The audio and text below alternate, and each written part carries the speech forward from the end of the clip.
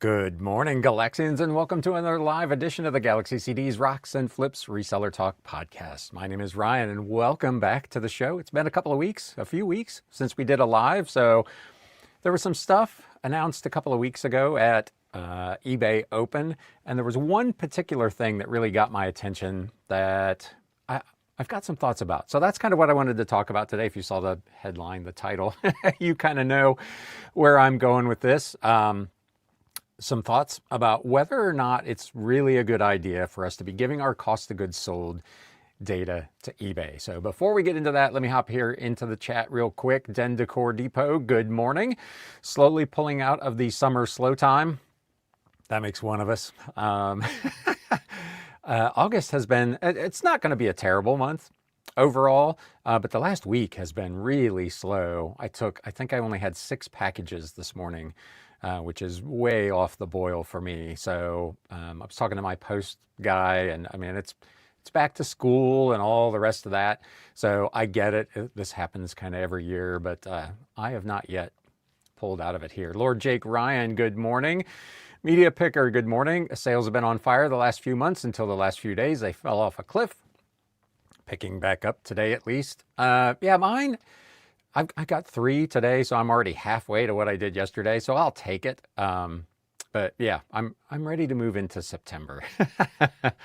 Black Cat Flips, good morning. Playroom, welcome. Den Decor Depot says the volume is down, but the higher dollar stuff is selling. Mine has changed up a little bit. So you may recall, I don't know, a couple of months ago, I did that huge buy of all those books that I'm into for like 46 odd cents a piece. And normally I've only been listing like the $4.99 plus shipping and up stuff. But because I had so much of this inventory, I've actually been doing some stuff down as low as $2.99.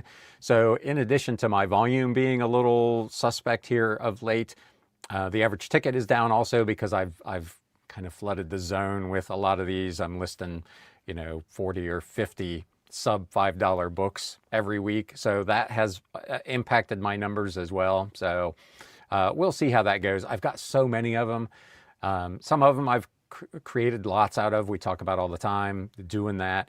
But some of them I've just listed at $2.99 plus shipping, and they are selling. And they are profitable even at that price point. So I'll probably keep doing it, but it's definitely had an impact on what the business has looked like. Big Dre, welcome. Something that I don't think was mentioned at eBay Open was the fact that new eBay seller accounts are being banned, including banned from making purchases without explanation or recourse by its AI. I have not heard that. I know that's been an issue over on Etsy. I know eBay made some announcements like buyer verification and stuff, and I'm not going to go over all the eBay Open stuff. That was a couple of weeks ago. If there's something particular you want to discuss, happy to discuss it, but I'm not going to cover it as kind of a news thing today. But they are putting in some more kind of stringent requirements and buyer verifications and stuff. And I assume AI is a big part of that. They're trying to screen, they want whatever. But it's probably, like most things AI, as we talk about all the time, it's probably misreading some folks as well and causing bananations that it shouldn't. Cameron, good morning. Media Picker says regarding the cost of goods sold, it would be nice for reporting with eBay, but then this also gives eBay info for how cheap we're getting things, which could result in higher fees down the road. This episode is now officially over. That was exactly going to be my point. So since we're there, before I continue on in the chat, let's just talk about this. Obviously, as a society, we have kind of shown a willingness to surrender our privacy and our data for some level of convenience. The convenience of being able to use Facebook to log into sites, the convenience of being able to store credit card numbers in our Google accounts that we can then use through Google Wallet or whatever the case may be. We're willingly sacrificing our own privacy and data for the sake of some convenience. And this eBay cost of goods sold thing obviously represents a lot of convenience. If you can put that in there and very quickly see in eBay on your payment screen or on your item screens what your actual ultimate net profit is going to be on an item, that is super, super helpful for you as an individual seller. The downside, as Brandon mentions, is that it gives eBay a treasure trove of data on what we as sellers, what our cost structure actually looks like.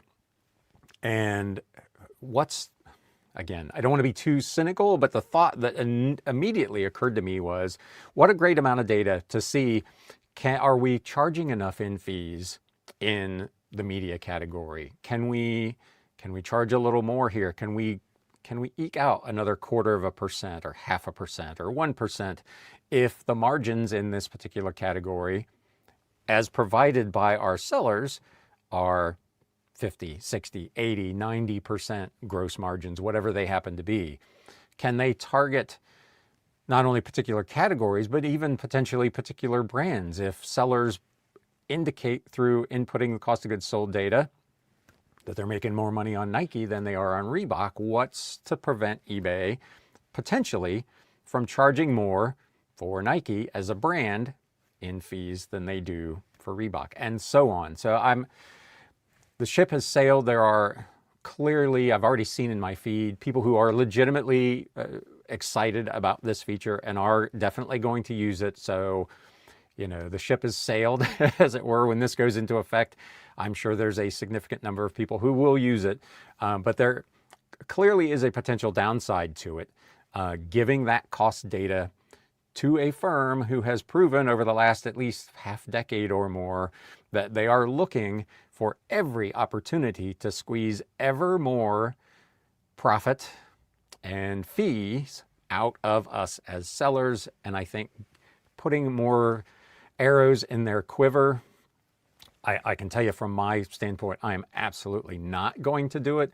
But I'm pretty sure enough people will, that eBay will have that data. And as Brandon says, I would not be at all surprised if at some point down the road we start to see changes in fees, more targeted categories going up. I'd be very surprised if they find that margins are not what they thought they were, that fees come down. Call me a skeptic. Not really seen any indication of that historically with eBay. So we'll see how this thing goes. Let me know your thoughts if you're here in the chat. If you're watching on Team Replay, let me know in the comments what you think of this feature among all the things that were introduced at eBay Open, whether or not you'll be doing it, and if that potential downside of giving that data away is something that you've thought about and are willing to sacrifice. I know, like I said, I've seen a lot of people already on Instagram and so on that are super excited about it and will use it probably to good effect. As we talk about on this show all the time, we as individual businesses can run our businesses the way we best see fit. But giving away that data to me, it makes me really nervous.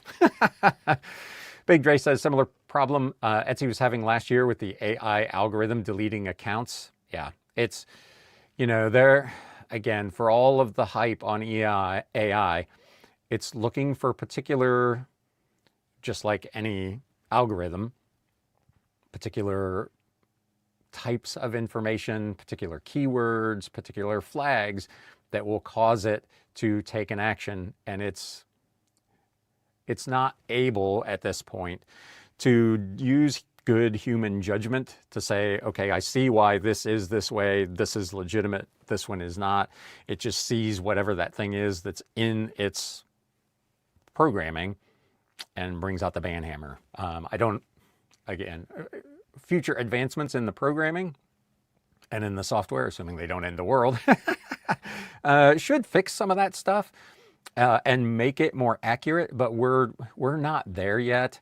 And as these companies all continue to rush towards implementing AI, if for no other reason to reduce headcount, we're running into these problems kind of all across. Black Cat Flips says, I'm starting to see an uptick in volume. It was sluggish all July. Yeah, you've got summer slowdown, then you've got back to school. My expectation would be maybe we got another week or two of this, and then things should start to come back to normal. And then before you know it, we're going to be into Q4. Big Dre says there's a really good video about this on Amateur Hardware Repairs YouTube channel. So there you go. Check that out. If you're not, share their thoughts if you saw it. Media Picker says, since I sell mainly CDs and they're alphabetized, I don't need a location for them. I use the custom SKU and put my cost of goods sold there. There you go. There's another way to use that field to your advantage. Beard King Picker, good morning. Thanks for coming by. Den Decor says eBay isn't getting my cost of goods sold, mostly because I don't know it to the item. I get so much in bulk that I know most of it is way less than $1 per item on whole. For every 1K spent, it's 4 to 6K in items. Yeah, I think a lot of sellers do that. I know, like I talk about when I do a bulk buy, I essentially do an average cost for that buy. If I buy 1,000 books at $500, it's 50 cents a book.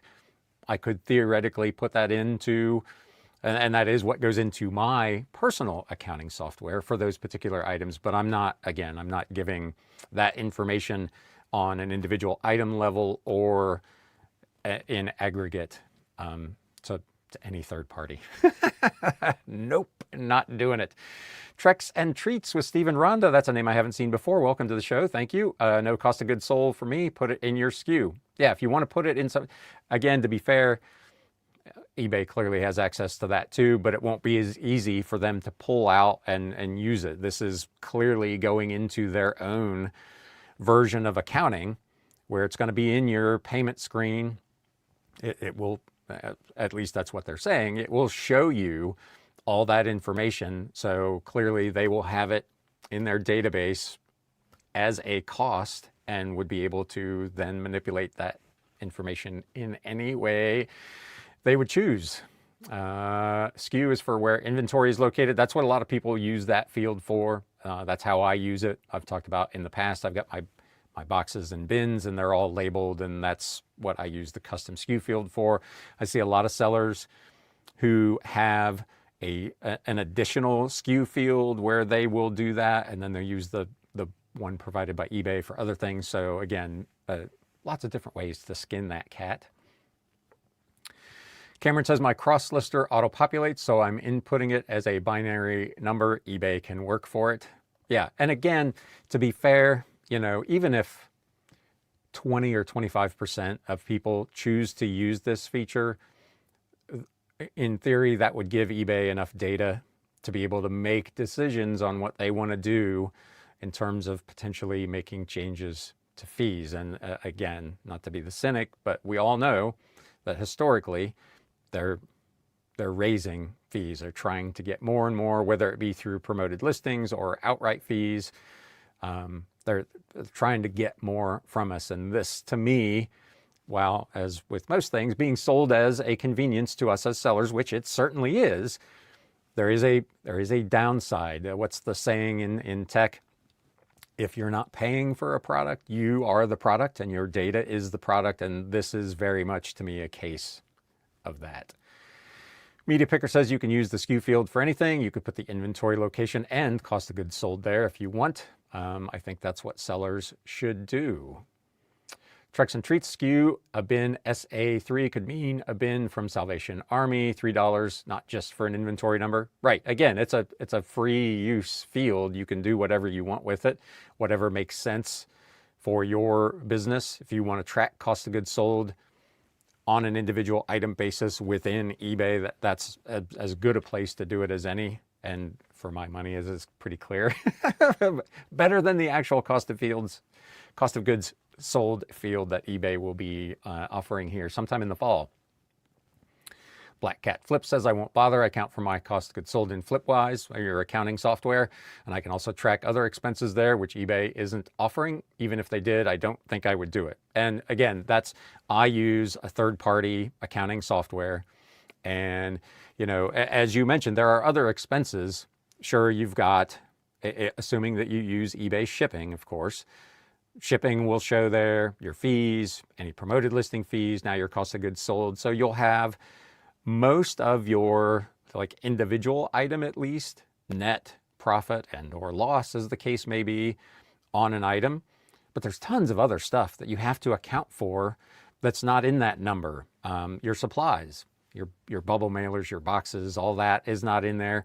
I don't track that to an individual item level, but that is still a cost that you have to account for in your accounting. So while this may be helpful to give you like a quick snapshot of how any individual item or how a category might be doing, it still doesn't represent everything that we should as sellers be accounting for. So 100% agree there.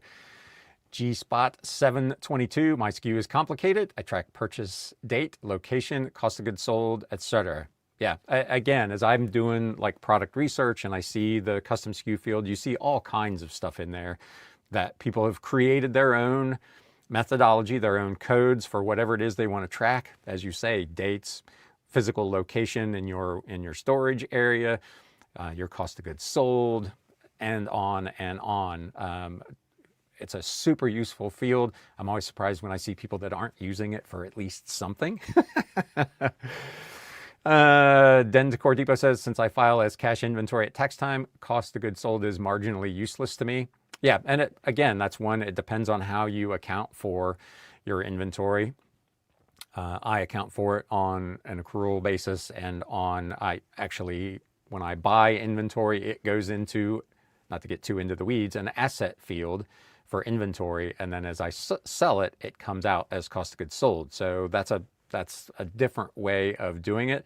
If you're doing it on a cash basis where you're recording your costs at the time you make the purchase, cost of goods sold at that point is all but irrelevant. Big Dre in the video, he creates an account on eBay, sells an item, gets good feedback, gets banned, tries to dispute it, gets ignored, and starts selling on Yahoo auctions. That's so weird. I wonder what that's about. I have seen recently, like a lot of people, there were a whole host of people in a Facebook group that I'm in that on this last round of the seller reviews that happen on the 20th of every month, like seemingly hundreds of people all lost their top rated status at the same time, which obviously it's going to happen on that date because that's when they do evaluations. But I was surprised at how many people seem to have had that issue this month where something happened that caused them to fall below standard, or at least to above standard rather than top rated. Just never know what's going on over at eBay. Den Decor Depot, what other news have you got? Mercari seems to be building for us. Etsy has fallen off a cliff. Depop is marginally better than what we did on Bonanza. My Mercari is still really hit or miss. 3 weeks ago, I had that week where I talked about on one of the podcasts that I had done nothing on Mercari for about 10 days. Then I had a good week. Now I'm back. I've done 2 in the last 10 days. So it's, again, super up and down for me. Etsy, I had the best week I ever had about a month ago. I had a decent week, then a pretty subpar week, and then it went right back to kind of normal. So again, no real rhyme or reason. Mercari, for their part, if you are a seller on there or a buyer, they have been super aggressive on their kind of in-app marketing, running promotions and coupons for fashion. I think there's one on now for toys.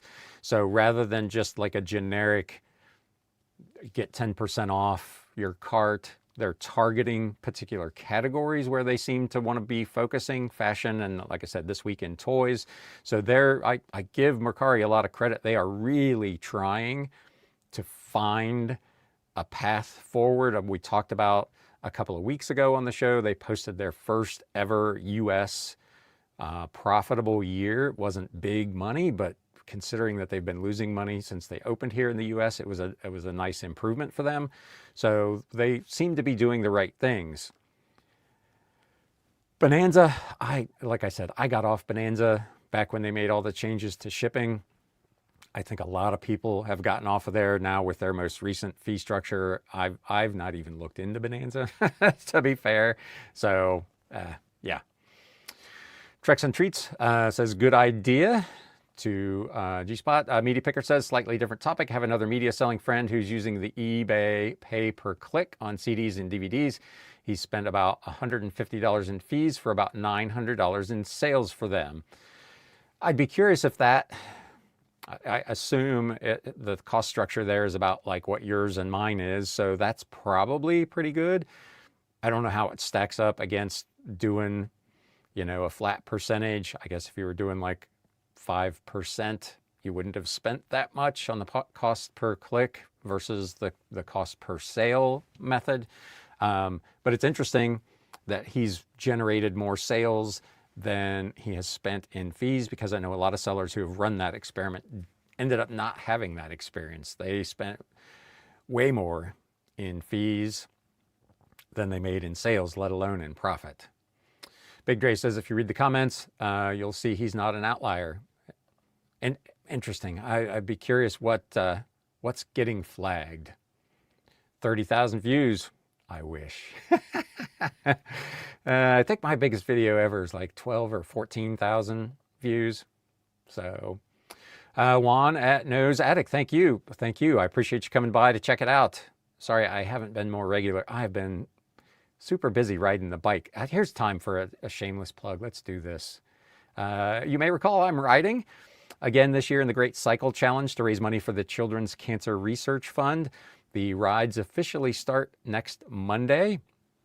The graphic says pledge 300 miles. I'm actually over $1,000 in fundraising, so I bumped that up to 350 miles. I'm closing in on $1,500 in donations, at which point I will bump my miles pledged to 400. I think I'm about $250 away. So the QR code on the screen right now will take you directly to my fundraising page. There's also a link in the show notes and the video description down below if you can give. Even if it's just 10 bucks, I would super appreciate it. It's for a very good cause. I have a very dear personal friend who has a niece who is currently fighting cancer. So this one's kind of near and dear to my heart. And I've been doing a lot of riding kind of to get ready. I did, for anybody keeping score at home, 500 miles last month. I'm currently on target to do 500 miles again this month. And I've said if I get to $2,500 raised for this fundraiser, I will do another 500 miles in September. So if you can give, please do. I would appreciate it very much. And thank you to those who have already done so. I know there's a few of you who have contributed to the cause already. I appreciate it very much. Let's get back here into the chat. Black Cat Flips don't have anything on Mercari anymore, but they're sending promotional emails to my private and business emails every other day. Yeah, they have been super aggressive. Den Decor says, we got off Bonanza last spring as well and have not looked back. Yeah, I mean, it was, as I talked about at the time I was doing it, it was easy to set up, easy to maintain. It kind of auto syncs with eBay, but it's just, it was 1 or 2 sales a month, and they have made enough changes over there to make it not worth even that amount of effort, which is really saying something, I guess. Really a frustrating experience, but that maybe they need to take some hints from Mercari on how to right the ship over there. Big Dre, I lost top rated plus yesterday, but it makes sense as I haven't been selling as many as is required since I haven't sourced or listed this year. Yeah, I think people forget how many things get tied in to maintaining those top rated seller things, and the percentages that are required. It doesn't take many like canceled orders. If you're not selling a ton of stuff, 3 or 4 cancellations for being out of stock or an item being damaged or you just can't find it can put your account in jeopardy. So it is very, very tough to maintain that level, especially if you're not listing and your sales start to decline. And additionally, particularly if you end up below standard, it gets really hard to dig out of that because they throttle everything. My understanding is you can't promote. They essentially shadow ban your listings in search. It makes it really, really difficult to dig your way out of below standard. Beard King Picker says, I need to find time to ride my bike. I actually kind of budgeted into my day. I ride pretty much 4 to 5 times a week. 20 miles is kind of the short ride that I do, and I can knock that out in about 90 minutes, a little less than 90 minutes. So, a lot of days especially when it's nice and warm, when it's going to get super hot in the afternoon, I'll knock off at about 11 o'clock and go get my ride in, come back, have a little lunch, and then come back to work and kind of finish out my day. So one of the things I talk about all the time about the reason I chose to get into reselling, to give myself kind of that flexibility on a day-to-day basis. Now, the flip side is I haven't taken a vacation since 2019. Okay, it's hard for me to justify taking a week off and, essentially shutting down my business for a week. But on any given day, for instance, today, as soon as we finish this show here, I'm going to go get on the bike. I'm going to go get my miles in for today, and then I'll come back this afternoon and finish. I've got a few more listings I want to get knocked out today. Shipping is already done, and we'll move on with life. So yeah, I try to budget it into my day because it's the writing, just from a health standpoint and all that, is super important to me, and I do really enjoy kind of being out on the bike. Cameron says, did you get any swag from eBay Open? They sent fun stuff. I did not, because I didn't actually attend any of the sessions. I watched some of the recaps. I read some of the articles that were published about it. I've read all of the eBay updates about it, and, clearly have formed some opinions on some of it, but I did not go to any of the sessions this year. My plan initially was to try to pop in and out, and I found myself doing too many other things and just didn't get around to going. So that looks like the last message in chat. So let me know if there's anything else you would like to discuss while we're here. Let us know what some of the fun stuff you got was. I know a couple years ago, I got a big bag full of stuff and a really nice travel mug and a notebook and some really neat stuff. First time she's gotten anything. Yep. Den Decortivo, are you planning to head for holiday shopping increases? We do flat rate tiers for eBay, and I'm considering bumping every tier $1. I assume you mean shipping increases there. I don't. I just do calculated shipping. So I'm in media shipping, I'm losing, whatever that percentage is that's going to eBay, 13-14% of the shipping. But I generally don't mess around with the shipping cost. It's planned into my net margins, and I just kind of leave it where it is, especially with shipping being, if you're doing calculated shipping and most of your stuff goes ground advantage with the recent rate increases, it has gotten super expensive already. I see both buyers and sellers complaining about the cost of shipping.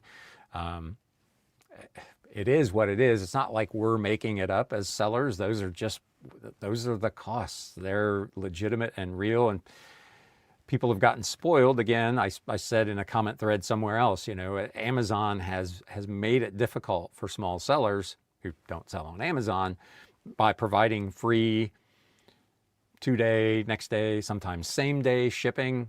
People have gotten used to the fact that shipping should be either cheap or free. And then you come at them, you got a 4 or 5 pound item, and it's going clear across the country, and it's whatever, $20 to ship. And they're like, whoa, this is crazy. Yes, it is. But that's unfortunately the world that we live in. But no, I won't be doing any increases in shipping fees. I probably won't even really ramp up my listings for the holidays, because the stuff I sell, as I talk about here pretty much every year, my January is historically better than my December anyway. Vintage books can be a little difficult to gift. If you've got a big book collector in your family, it's hard to know what they have or what they don't. So a lot of people get gift cards, and then they come back in January and buy. So maybe in December, I might look to ramp up some listing. I'm doing about as many as I can right now anyway, because I've still got a garage full of books. There's still thousands of books out there. But I walked into the garage the other day and I was like, I can finally see a little bit of light at the end of the tunnel. I can tell I've made a dent in those, whatever it was, 10,000 odd books I bought earlier in the summer. Treks and Treats, thanks for all the info. Absolutely. And as always, thanks to everyone in the chat who answers each other's questions and contributes to these conversations. That's why we're here. None of us know everything. So like the discussion about how to use the SKU field, everybody's doing something different with there, and you can pick and choose the things that work for you and your business. That's what makes these live sessions and the comments and the chats so important, in my opinion. Cameron says a metal water bottle, a tote, and a huge IKEA style shipping bag. There you go. That's nice. Those IKEA bags are nice. I'll tell a story. I think it was last year. I got one of those giant eBay, like IKEA style bags. I've got an IKEA bag that I've been using for probably the full length of the 6 years I've been full-time reselling, and it is still holding together. My eBay branded bag that looked pretty similar, the handle ripped off of it from carrying around. Now, I carry around some pretty heavy stuff because I'm a bookseller. The handle did not last 4 months. So be careful what you put in there.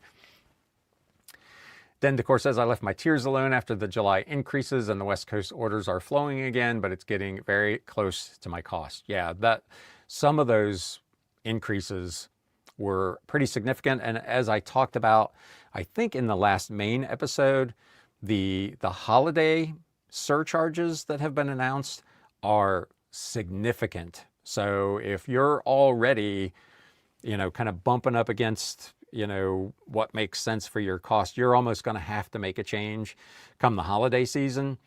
And then, as is usually the case, once those holiday temporary price increases go away, they're almost immediately followed by the January new full price increase. So you really don't get much of a break. So definitely those of you who do flat rate or free shipping will need to take a look at your cost structure on shipping, because it's going to get pretty expensive. Then Decor says, we're ramping now. Take a little break in mid-September, then it's heavy go time, averaging 30 a day now on listings. And that's about where I'm at. Last week, I think I did 150. This week, I'm on track for probably closer to 180. So 30-ish a day is kind of what I target. Yesterday, I did 40. It was a very good day, which buys me a little freedom on the weekend because I normally will list on Saturday morning. This week, I think I'll probably take the 3-day holiday weekend and not do anything. I actually, again, just tangent, but I have historically had Saturday set up on eBay as a shipping day. And I made the decision that I just wanted to take that off. I am still by and large shipping on Saturday mornings, but I decided I wanted the flexibility of not having to ship if I had something to do. So again, a 3-day weekend coming up, I may not ship Saturday morning, and I've removed that from my shipping profile on eBay. I now have 1-day handling with shipping Monday through Friday. Let me know in the chat what your shipping setup is. Are you 1-day, 3-day? What's your process, and do you do shipping Monday through Saturday or just during the week? I'm always curious what other people are doing in those things. Then Decor says, with cross listing, it will effectively be over 100 a day shortly. Right, and when I say 40, that's just, I do my 30 or 40 that go to eBay. Then I'll go to List Perfectly. Shameless plug, if you want to try List Perfectly, there is an affiliate link in the show notes in the video description below. You can get 30% off your first month if you want to give it a try. I use it every single day. I'm on the business, I think it's the business plan, $49 a month. Normally it's paid for itself within the first couple of days of the month. Very happy with that service.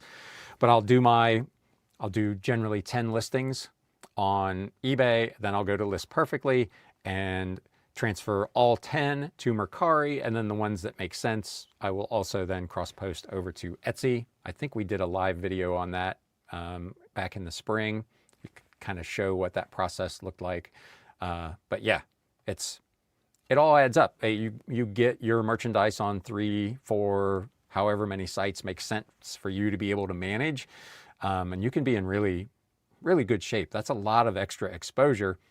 The potential downside, again, being several of the people who mentioned that they had just lost top-rated status did indicate that they were using a cross-listing tool with automatic delisting and had found that it had not delisted some items, which caused them to not come off of eBay, which caused some cancellations, which then led to them losing their top rated status. So, be aware of that. You'll want to double check, despite the fact that you may be using a service like that, to make sure that it's actually working like it's supposed to, because you don't want to get in a position where you lose that status if you don't have to. Big Dre says, as a volume seller, have you decided whether list easier is worth the $70 per month per 1,000 listings? I generally am not getting to 1,000 listings, and I'm paying $49. So I don't think it would represent a value to me. I can see where it would to a lot of people, but for me, I'm quite pleased with the service I'm currently using at the volume that I am listing. If I was doing more listings, or had a team that was doing listings, and obviously that put me over the number, then my math might be different. But for the time being, this is a cost structure and effectiveness plan that works for me with List Perfectly. Midwest Picker says, I tell eBay as little as possible. Absolutely. I talk about all the time. I'm a big believer, as you know, if you've been playing along here very long, in filling out as many of the item specifics as I can, because they use those things in search and to show your items, and for people who are using the filters and the drop-down menus. So I will give them as much of that information as I can, but information about me or my costs or anything about how I do business, unless they're watching my podcast, I'm not giving them anything. I'm not interested. I don't feel like anything good can come from that. Again, I don't want to be too cynical, but the cost of goods sold data, the only reason they can want that is to see how much money sellers are making, to determine, in my opinion, if they can squeeze a little bit more out of us. And even if it's only 0.25% in a category that might have 2 million sellers, that's a lot of money for eBay. And maybe for us as an individual, it's not that big of a consequence, but I'd rather keep that money than give it to eBay. Media Picker says to Big Dre, strongly considering List easier once I have more time. Day job is interfering, as they will do. That's why I quit mine. But this also may help me move to a full-time seller quicker. Anybody who's using that service, let us know in the chat or in the comments if you're watching on Team Replay, what your experience has been with it. How do you like it? How is it working? Give us the good, the bad, and the ugly. Beard King Picker says 2 days on the handling. Media Picker, 1 day shipping, Monday through Saturday. Usually ship same day since I work the day job from home. Yeah, I have my same day shipping cutoff is 7 a.m. So anything that gets ordered overnight during the week, I will ship the next morning. But I'm generally at my warehouse by 7 in the morning pulling orders. So I've set that as my same day cutoff. I used to ship twice a day. I would do a morning run and an afternoon run, and I decided that was probably overkill, so now I just ship in the morning.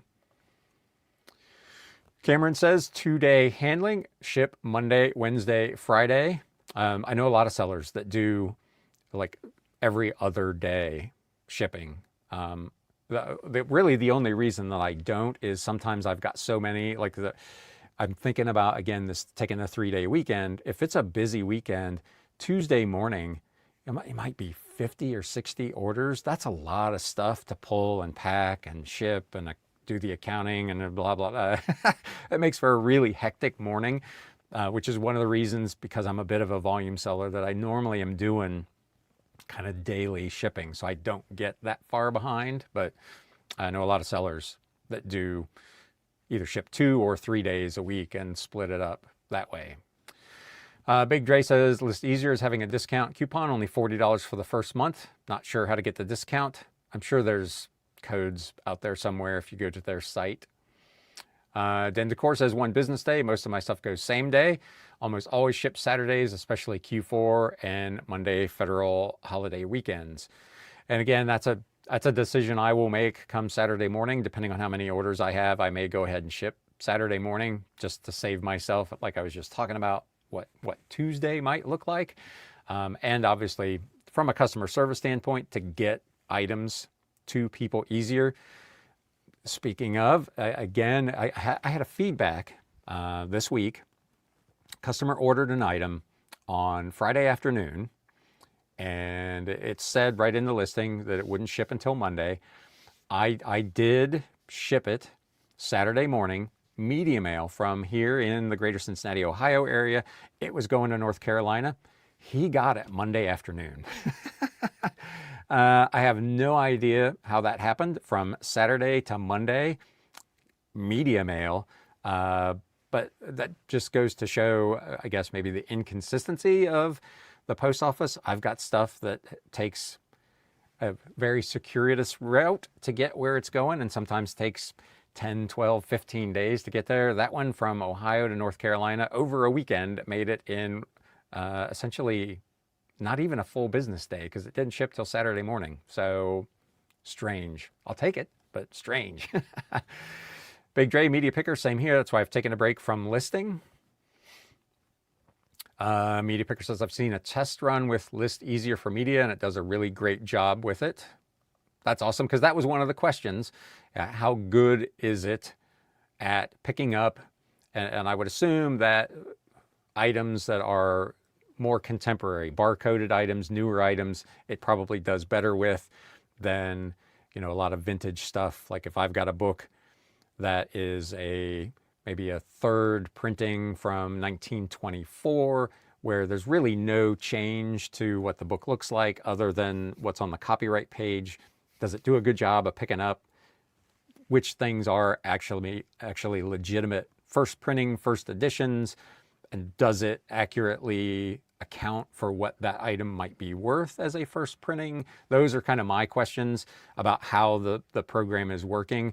By all accounts, it does a really good job of identifying what the kind of generically the product is, but how far down does it effectively drill, particularly on older items, pre-barcode, which is where I'm primarily selling. James, a new live for me to check out. Welcome to the show. Appreciate it. What's your, give us your take. I'm always curious because I watch your channel as well. What's your take on giving your cost of goods sold data to eBay? Beard King Picker is on team List Easier. Speaking of, did someone say List Easier with an evil grin? Yes, we've been talking about it. List books right now with it. Older, again, I'm curious how it does with, you know, older, because like the lot that I'm working on right now, almost everything in that 10,000 books is pre-1980. There's a few more modern books, but most of the stuff is super, super old. And I'm curious how it does with those older books. Then Decor Depot says postal increases have been a de facto windfall, though. If you're not passing along your discount, it has been, and certainly it's been a windfall for eBay, because every time there's a price increase, and for all the sites, to be fair, since they collect their fees on shipping as well, they make a nice little increase in addition. Media Picker says packing orders at the moment. Black Cat Flips, one day, pack the night before and drop off on my way home from work around 2 o'clock. Yep, it's all about like structuring your time in the way that best suits what else you've got going on. For me, I get up in the morning, I have my coffee and whatever, and then I go to my warehouse and I pull my stuff, I pack and I ship, and then I can get down and really focus on my listing. But this is my full-time gig. This is all I do. I don't have a retail storefront. So that structure works super well for me. But if you're working like a full-time job, doing that piece of it at night and then shipping either the next morning or the next afternoon or on your lunch break, it makes complete sense. Juan at Nose Attic, Etsy's been great for us. Once a week, it comes close to beating daily in eBay. And yeah, do what you love. Bike for a better world. Absolutely. And I've talked about it before. Etsy doesn't do anywhere near the volume for me that eBay does, but it does represent a pretty significant piece of my profit, because my average ticket over there is a lot higher, because I'm not taking a lot of that kind of, whatever you want to call it, loss leader type stuff. to Etsy. My minimum price point over there is $12.99 and up. So my margins and my average ticket are much higher. So while Etsy may only be 12 or 15% of my sales, it's probably closer to 20% of my net margins. So I'm a big fan of Etsy, except for, as I always talk about, the offsite ad program. Primo Chemo says list is easier is great. 2 people list about 30 a day too, but we'll do it in about 4 hours on a single day, and they're selling books as well. There you go. Yeah, that's about what it takes me to do 30 listings as well. Like it's what we started this live at 11. I got down here to start prepping at about 10:30. I'd been listing since about 8:30, so about 2 hours, and I had done 20 already. So that's probably about on par. And then that includes also using List Perfectly to cross post those to the other platforms. So yeah, that's about the pace I would be on. Beard King Picker says it works with older books, signed books, first editions, no issues. That's awesome. I may have to check this out. Multi-language books still picks it up. Excellent. Free version of List Easier I'm using is solid on barcoded items, says Den Decor. Yes to all ID questions, no price. Some hellos out there. Lots of hellos going back and forth in the chat. We are at about 45 minutes. I'd like to keep these at about an hour, so we've got 10 or 15 minutes left. Let us know if there's anything else you would like to discuss. Scroll back up here. James, if you're still here, I would still be interested in your take on inputting your cost of goods sold data to eBay. I think I know what the answer is. But I'd be curious what your take is on it. And let us know, anybody who's here, are there other sites that you're doing particularly well on? We've had a couple people talk about Etsy. We had one shout out for Depop being pretty decent here of late. Where are we all doing well? And what kind of headwinds have people seen? What kind of bugs or glitches have folks seen here of late on any particular sites? Because the sites are always making changes. Liz over at Value Added Resource, shameless plug for her site. I think it's valueaddedresource.net. I think I said .com last time, but constantly posting about what's going on the various sites with any particular issues that sellers might be having. So James says, I've not thought about the cost of goods sold myself. Nothing I need to use personally, but it may work well for some and their bookkeeping. Absolutely. Cameron, has anyone seen eBay's auto feedback promise put in play yet? I have not. I think that's supposed to go into effect in September. And I'm curious how it's going to work because they rolled this out in Europe. I think it started in Germany and the UK first. And they initially said over there that it was really going to be focused primarily on newer sellers to help them build their feedback. This new announcement here for eBay.com in the US kind of makes it seem like automated feedback is going to be for everyone, much like it is on Mercari. Once that 3-day window for a rating from the buyer has passed, Mercari automatically leaves you a 5-star review. eBay is now apparently going to leave you positive feedback. So on the surface of it, that sounds really good, but the flip side of it is they've also made some changes on neutral and negative feedback removal, where they are now saying that if you request a feedback to be edited or removed, eBay is going to give the buyer the opportunity to change in their comment any feedback that eBay has deemed to be removable.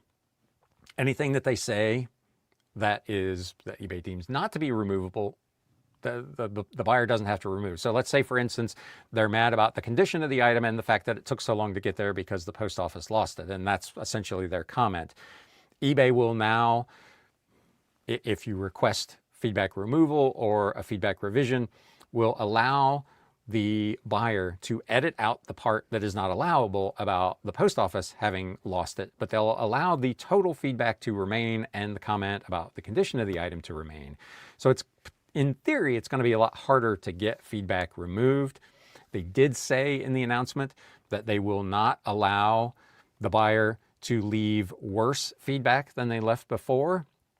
So if they left a neutral and they request a revision, they won't allow that person to then change it to a negative. So that's good. But as with most things on eBay, there's an upside and a downside. And again, for me, I don't, again, for a smaller seller or a newer seller, having that automated feedback is probably good. I can tell you from my experience, less than half of my buyers leave feedback. My feedback score is currently like 10,800 and something, and I've sold over 26,000 items on eBay, so it's well less than half. But if, on the other hand, they're going to allow spurious negative or neutral feedbacks to proliferate, I don't know that it's a net gain for us. Let me know what you think in the chat or in the comments. Beard King Picker says, just started with Etsy, no sales yet. Selling books, vintage books over there. Keep us posted on how you're doing. Like I said, it's been terrific for me. Treks and Treats, Poshmark is rocking. Mercari beat eBay in clothing sales this month so far. They were really aggressive, like I talked about earlier, promoting fashion over the month of August over on Mercari. It seems to be a focus category for them, so that's it's good to know that it had the desired effect. Primo Chemo says, what I mean is we list the full week's worth of books in 4 hours. Oh, yeah, that's very different. That's huge. So I'm curious then what your plan is. Will you take that now, all that additional free time, to do something else, or will you just really be flooding the zone with more listings? I'm always curious how people decide, when you get a breakthrough on efficiency, what do you do now with that extra time? 6x6 says, absolutely not. eBay has enough data points now and still struggle to get it right while leveraging on sellers. Will not be providing them an assist to charge me more based on cost of goods sold presumptions. Yes, that's my take on it. As I said at the beginning, if you weren't here, my guess, based on what I see in Facebook groups and Instagram chats and whatnot, there will be enough people that do it that eBay is going to get that data. As I said, people are willing to give up their privacy and their data for the convenience of having this in one place. And then eBay will have the discretion to do what they want with that data.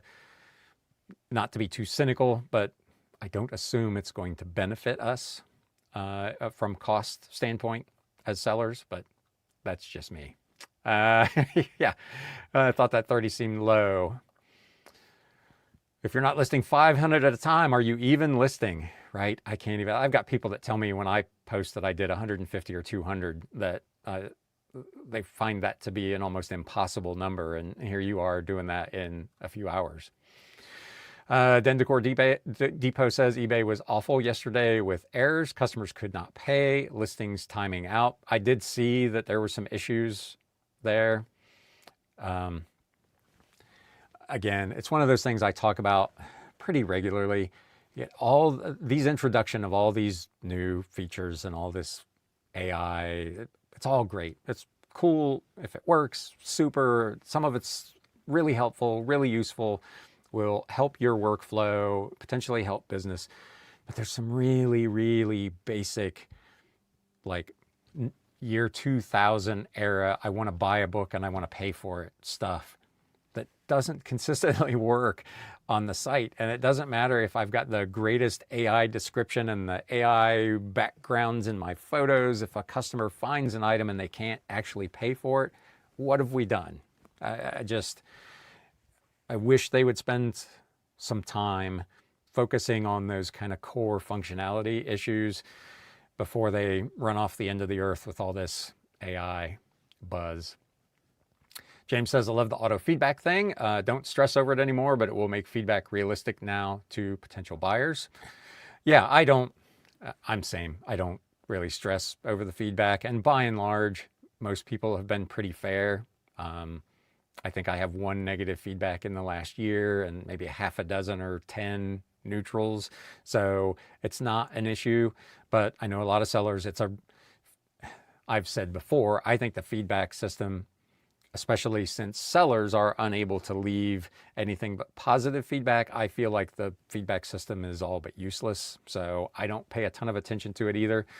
But automating it for a case where you as a seller fulfill your obligation, to me, it makes sense. And, I'll take all the extras. I wish it came without the downside of the changes on the other end of it, but it is what it is. Dentacor Depot says still not getting incoming offers to show promoted rate until after the item is paid. 9 out of 10 sales are now promoted. See, I'm on Android and I always respond to offers on the mobile app. And at least on Android on the mobile app, I'm still seeing that this offer came from a promoted listing and you will pay up to your blah, blah, blah percentage, whatever it is, on mobile. So I'd be curious, Dentacor Depot, is that on desktop? Is that on the web? Is that iOS? Where is it that you're having that issue? Because I've seen other sellers talk about that as well. So I know it's an issue, but I'm not experiencing that, at least on my current version of Android. So curious where that's occurring. I do wish, speaking of features that eBay could implement, you get your send offers eligible thing. So you get all these watchers and people who have power browsed your item or whatever. I wish there was a way on that screen that I could see if that view or that watcher came from a promoted listing. That would be super helpful as well, because right now you can't tell. As near as I can tell, at least, there's no way to know. You just see that all these people are watching all these items. You don't know if those views or if those watches are from a promoted listing or not. I'm with you. I assume most of them are, because my percentage still hovers right around 70% of my sales are through promoted listings. So I just assume that most of them are, but that would be a really helpful tool to have. Oops, I shipped myself. Hello, welcome. Rewrite this as a comment, and I mean the amount of positive it may work out. Put this together as a comment. I assume you're talking about on the feedback. James, on feedback, exactly 3458 showing, but we've sold almost 10,000 items. Yeah, same. Most people don't do it. It'd be cool if they went back retroactively. I would take a bump of an extra like 15,000 feedback. I would change the color of my little star. Oh man.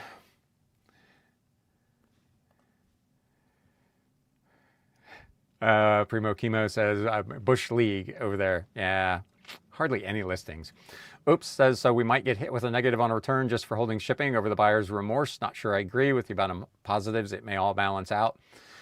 Yeah, they say, eBay says that if you exercise your right to deduct for an item that was returned, like I just had one, I had a microphone that I shipped out with the mic, a pop filter, and a shock mount. And the customer almost immediately requested a return on it, saying they ordered it by mistake. But when I received the item back, I only got the pop filter and the microphone. I didn't get the shock mount, which is a $50 item. So I deducted $50 from the return. I've not heard anything from anybody about it, but they say in those instances that they will protect you from negative feedback because the buyer, the customer, didn't return all the stuff. They shouldn't be eligible for feedback. So I'm kind of watching this one to see what happens. But so far, so good. No feedback, no nothing, no hit from eBay for deducting the $50 from the $150 sale for the missing piece. So, and again, as you say, and as James said, I don't really stress the feedback. I feel like if you're at 99+%, there's really nothing to worry about. Most buyers will look at that and feel confident in making a purchase from you if they look at your feedback at all. I'd be curious how many buyers actually even pay attention to that, unless they, the number is glaringly bad, like some of the ones we've talked about on this show that you see people at, 70%. How do you even do that? But then Decor Depot says iOS. As for feedback, just show my metrics instead of feedback. Time to ship, time to respond, percent of orders with issues, returns, etc. I talked about on this show that exact thing a few years ago, where I feel like those are much better representations of what we're doing as sellers than arbitrary feedback left by a buyer who may just be having a bad day and take it out on you. You have no idea what the issue might be. I think those metrics are much more relevant for me as a potential buyer. I'm more concerned with, is it going to ship on time? Are customers getting what they ordered? Items not damaged? How many items are having to get returned, and that sort of thing. Even like on Amazon, if you look at an item that has excessively high returns, it'll actually show you that. When you look at that item detail, it'll say this item has higher than average returns. Look at whatever.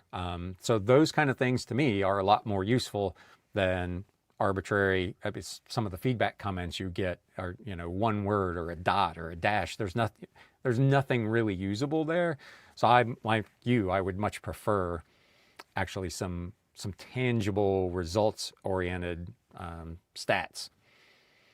I wonder if that's an iOS specific issue. I assume you're on the current updated version. I know there's a lot of times where if you don't update in a timely fashion, functions start to break. So Spam Banshee, list easier thumb is a real thing. Thumb goes numb from taking so many photos. Yeah, I think I posted on Instagram last weekend. I went to clear my photos on my phone, and over the last 30 days, I had taken 12,000 and some photos for listings. So I definitely feel you on that one. That's a big job. When you're doing that number of listings every day, if you're taking a reasonable amount of photos, man, it adds up in a hurry. My phone works so much better having to removed 12,000 photos as well. Den Decor says, hope to catch you guys in a bit at 1 o'clock. I know there's another live coming up here shortly.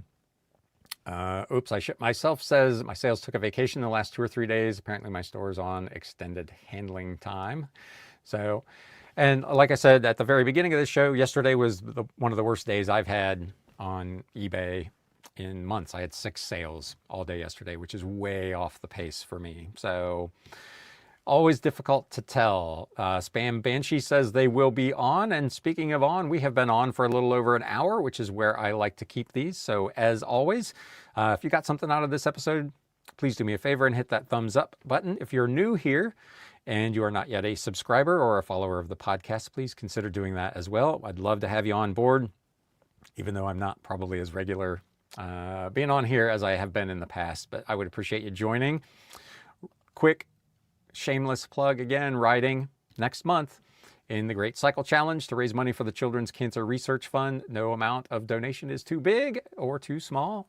If you can give something, you can scan that QR code that's showing on your screen right now, or click the link in the show notes of the video description below to help raise money to research children's cancer cures. Beard King Picker says, great show, Ryan. Thank you. I appreciate it. And until next time, my friends, thank you as always for coming out. Thank you for sharing your thoughts and your opinions on what's going on in the world of reselling. Until next time, my friends, it's time to sell. Thanks, guys. You have been listening to the Galaxy CDs Rocks and Flips Reseller Talk podcast. Thank you so much for tuning in, and we will catch you again next time.